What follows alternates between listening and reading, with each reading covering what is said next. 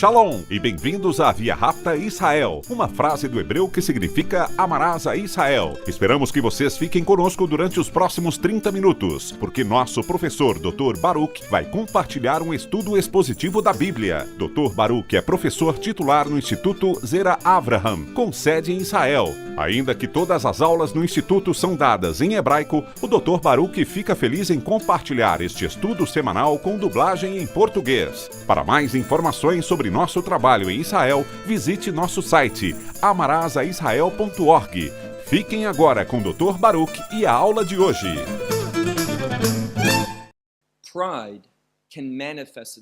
O orgulho pode se manifestar de várias formas diferentes.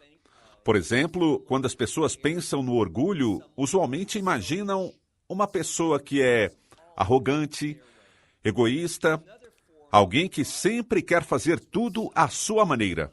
Outra forma de orgulho é quando alguém se mostra altamente inseguro.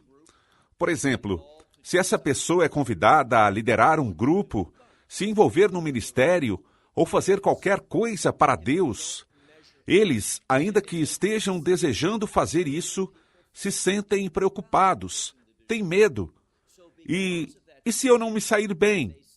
E se não tiver êxito? O que as pessoas vão pensar de mim? Então, por conta desse medo, optam por não fazer nada. E esse medo do fracasso tem sua origem em uma espécie de orgulho inverso.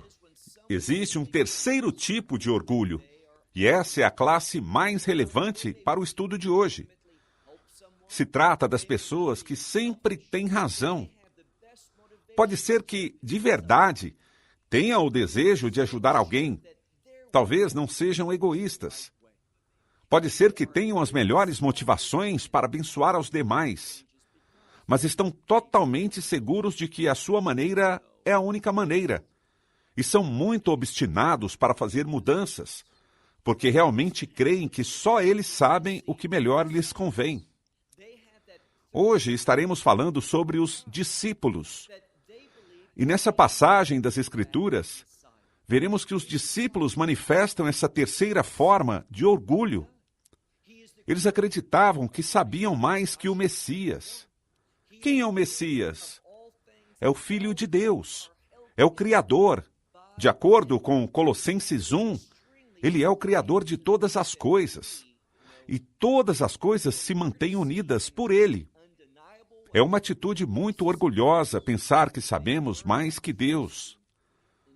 Veremos, de maneira inegável, que esses discípulos não estavam confiando no Messias. Por isso te pergunto, você é alguém que demonstra confiança no Messias? E se é assim, como você o faz?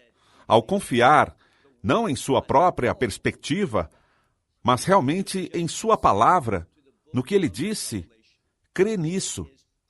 A palavra de Deus, toda a palavra de Deus, desde o livro de Gênesis até o livro de Apocalipse, é a perfeita revelação de Deus. Não importa em que época da história vivemos, se vivemos há mais de 1000 anos, ou se importa em que época da história vivemos. Se vivemos há mais de 1000 anos, ou se vivemos no presente, essa verdade é exatamente isso, a verdade de Deus. Uma pessoa sábia e humilde aplicará essa verdade à sua vida e colocará em prática o que a Escritura nos ordena. Penso, por exemplo, em Moisés.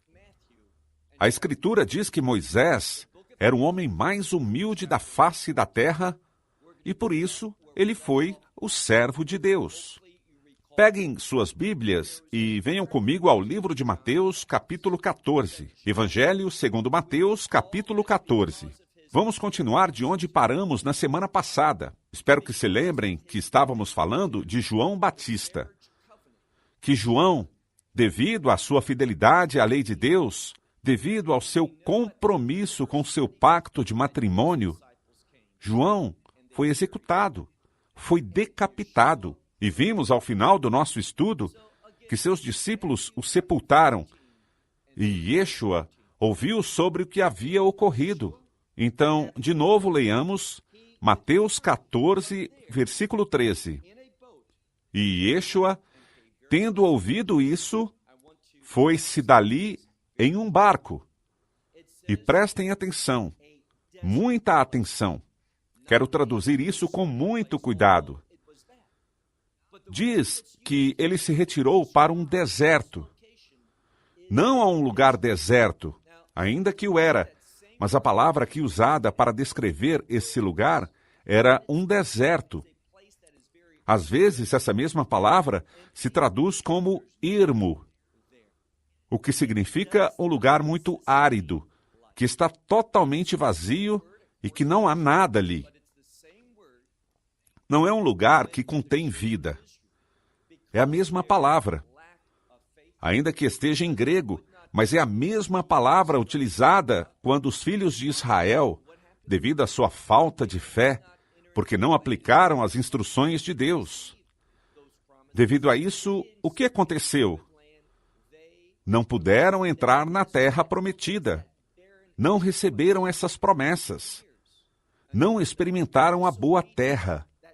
Ficaram presos nesse deserto, nessa aridez, nesse lugar vazio e desolado por 40 anos, até que essa geração desobediente em sua fé pereceu. Isso é o que acontece quando confiamos em nosso próprio entendimento. Quando pensamos que nossa perspectiva é a única perspectiva correta, ao invés de escutar e obedecer a Deus. Como disse, veremos que os discípulos não se deram conta, não demonstraram, não manifestaram com suas palavras e ações a sua fé no Senhor. O mesmo Filho de Deus, o ungido, o Messias Yeshua, Jesus Cristo, ele se retira, sobe num barco e diz que ele chega a esse deserto e logo diz que estava só. E quando as multidões o ouviram, o seguiram. Essas multidões, uma vez reafirmo, está no plural. Eram muitos grupos diferentes que o seguiam. E isso nos diz algo. Veremos que as Escrituras querem que saibamos que esses indivíduos, essas multidões, conheciam o Messias, quem esteve ensinando a eles uma e outra vez. E todos eles, de verdade, todos eles, também sabiam quem era João Batista.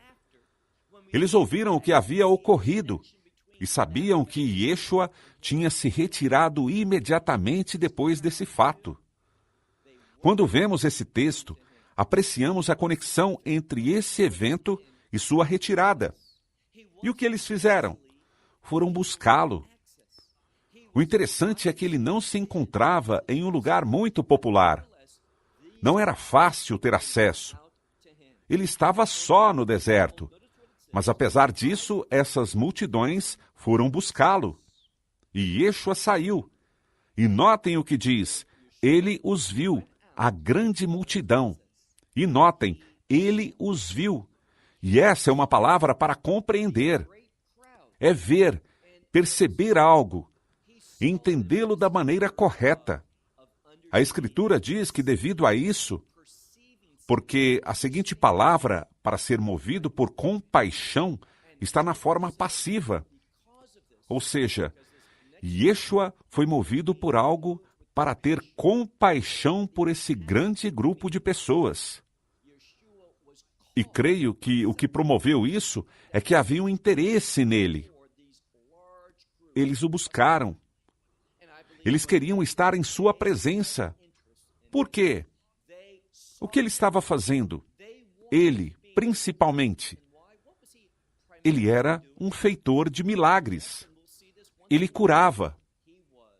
Mas aqui está a chave.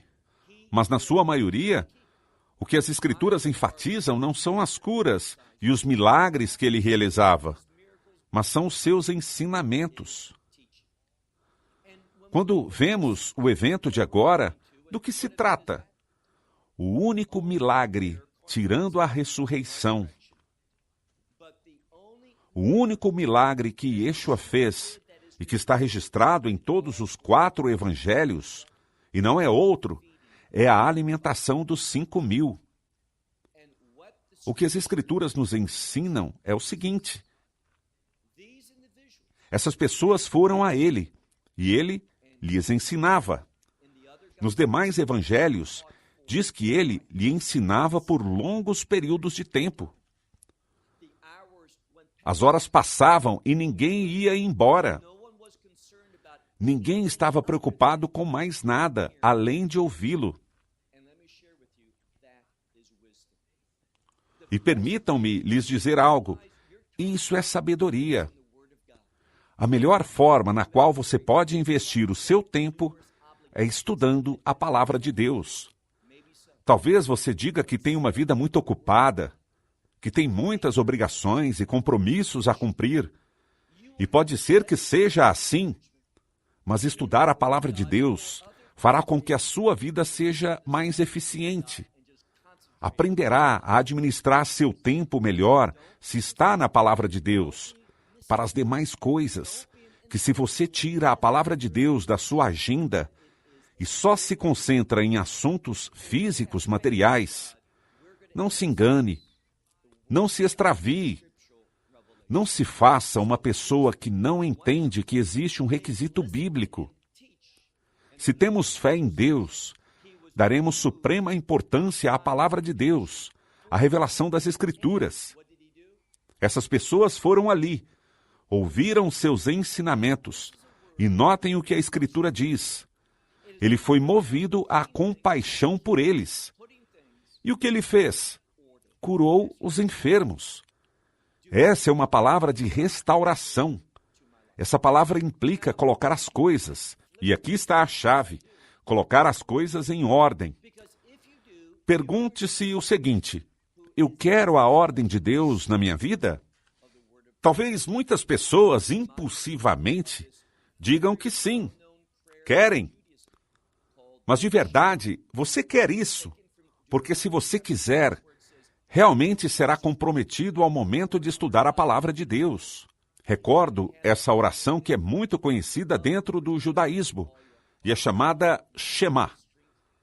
É tomada de Deuteronômio 16, que diz: escuta, Israel, o Senhor nosso Deus, o Senhor que é um. E logo diz o mandamento: ama ao Senhor teu Deus com todo o teu coração, alma, mente e forças. E é interessante que, ainda que enfatize os mandamentos, o primeiro mandamento que deixa é que ensinemos aos nossos filhos diligentemente a palavra de Deus. Esse é um grande conselho, não só a ensinar os nossos filhos e investir nessa geração, mas que nós mesmos devemos aprender a palavra de Deus. Isso implica e demonstra amor por Deus. Quando você o faz, qual é o resultado? Aprender. Estudar diligentemente a palavra de Deus trará ordem divina à tua vida. As coisas saem da sua ordem e você necessita uma mudança. A palavra de Deus é um catalisador que traz mudanças boas à sua vida. Uma mudança que te dará um testemunho piedoso e que revelará a outros a glória de Deus através da tua conduta.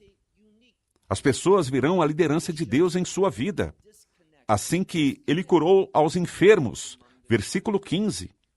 O 15 é um versículo muito interessante, pois utiliza uma conjunção para relacioná-lo com o que viemos estudando, mas é uma conjunção muito especial. Mostra uma desconexão, e a desconexão ocorre entre os discípulos. Eles sabem que estão em um lugar que é árido e deserto, mas não entendem o significado dele. Porque os filhos de Israel estiveram nesse deserto, nessa sequidão durante 40 anos, porque eles não confiaram. E busco escolher bem as palavras que proclamo. Eles não descansaram nele.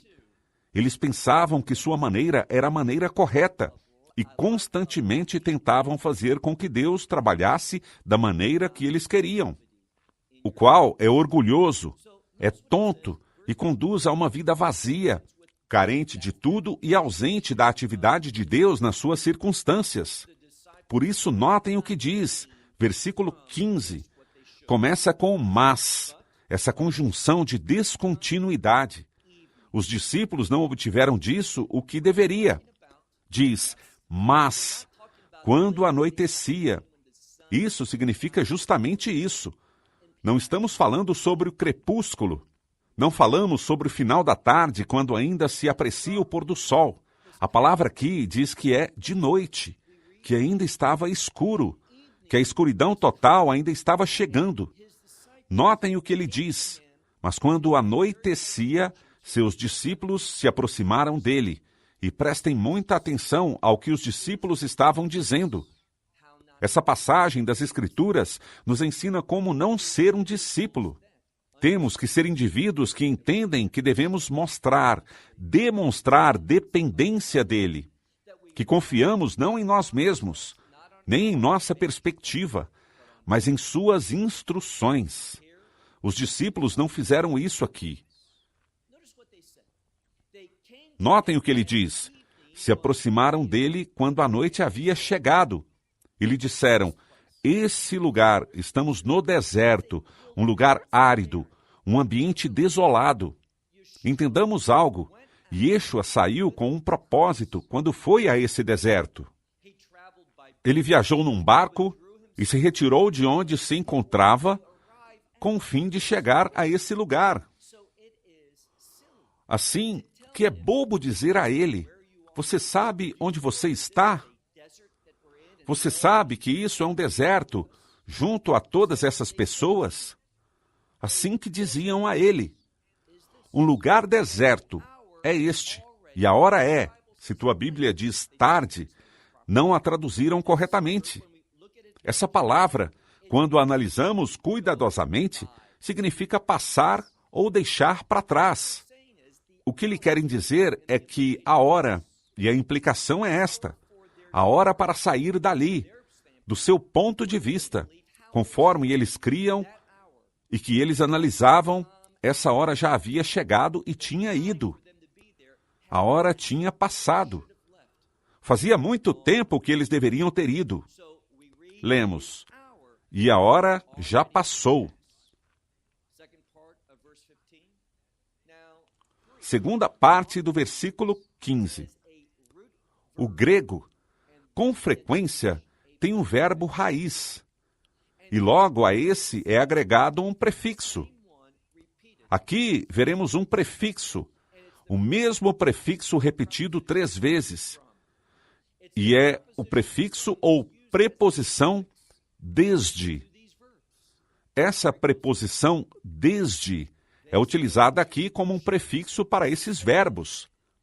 Prestem muita atenção. Eles diziam a Yeshua, despeça as multidões. Literalmente, despeçam as multidões desse lugar. Para quê? Com o fim de que eles possam ir daqui. Então, enviá-las desse lugar para que possam ir desde esse lugar às aldeias para que possam comprar algo de comer. O que passa por suas mentes? Bem, é tarde. Vemos nos demais evangelhos, no relato desse mesmo milagre, que eles estão ali por muito tempo e não comeram nada. Ainda que ninguém estava se queixando, ninguém se queixava. Menos quem? Os discípulos. E eles, de alguma maneira, já haviam tido suficiente de tudo isso. Não queriam mais lições. Só queriam que todos fossem para suas casas para que eles pudessem comer. Eles não estavam confiando nele, mas estavam focados em si mesmos, na sua necessidade de comer. Eles colocaram o físico por cima do espiritual. Ninguém mais estava fazendo isso, somente os discípulos. Então para que possam ir à aldeia e comprar algo de comer. Versículo 16. E vemos essa mesma conjunção que demonstra desconexão, algo em conflito ou em contraste. Yeshua os atraiu a esse lugar. Eles estavam ali por uma razão. E, portanto, diz, versículo 16, mas. E sei que muitas Bíblias aqui colocam a conjunção e. Mas a melhor conjunção para demonstrar conflito seria mas. Mas Yeshua os respondeu. E notem o que ele disse a eles. Eles não precisam ir. E essa palavra para ir significa partir desde. Se retirar desse lugar. E essa é a 4ª vez, em um versículo diferente, mas na mesma sessão. A 4ª vez que essa palavra desde, essa preposição é usada. Ele responde, vocês dizem que devemos ir daqui, desse lugar, longe daqui. Mas agrega, desde a minha perspectiva. A perspectiva de quem? A perspectiva de Deus. Não há razão para que partam daqui. Eles têm um objetivo totalmente diferente. E a minha pergunta para você é, será que é isso que se passa contigo? Que você tem uma perspectiva e está orando de uma maneira, mas Deus tem algo totalmente diferente e você está indo contra Ele. Pare um momento. Ouça sua palavra. Busque sua revelação para a sua vida nas Escrituras. Se você o faz, haverá uma mudança gloriosa. Terá problemas? Talvez tenha mais problemas. Mas sabe o que mais você vai experimentar? A alegria do Senhor. E a alegria do Senhor é tua força. Você terá o privilégio de vencer todas essas coisas, ser testemunho disso, e as pessoas vão admitir, sim, que eles tiveram problemas, mas não desistiram. Eles não se deprimiram, não se queixaram, nunca se queixaram, jamais se queixaram, mas confiaram, descansaram, dependeram de Deus. E Deus, tal como disse Davi nos Salmos, Deus os livrou dos seus problemas. Assim que Yeshua diz, eles não têm nenhuma necessidade de ir embora. E vejam o final do versículo 16, onde diz, vocês, e isso tem uma ênfase, vocês deem de comer a eles. Eles estão nesse deserto, nesse lugar árido, onde não há nada. Ele diz, vocês se preocupam pela comida, por sua necessidade de comer? Muito bem, deem de comer a eles. Mas eles não gostaram da resposta. Versículo 17. Mas eles não gostaram da resposta. Ao contrário disso, responderam, nós não temos aqui, e isso é enfático. Essa palavra se repetirá novamente, e de uma maneira enfática. E novamente diz, não temos nada aqui, exceto 5 pães e 2 peixes. Versículo 18. Mas ele lhes disse, em contraste, essa mesma palavra, mas, ele disse, tragam isso aqui. Isso é o que se enfatiza uma vez mais. Eles dizem, vamos embora, não temos nada aqui, não podemos satisfazer a necessidade dessas pessoas. Mas se você tem intimidade com o Messias, entenderá, de forma clara, sua perspectiva, seus propósitos.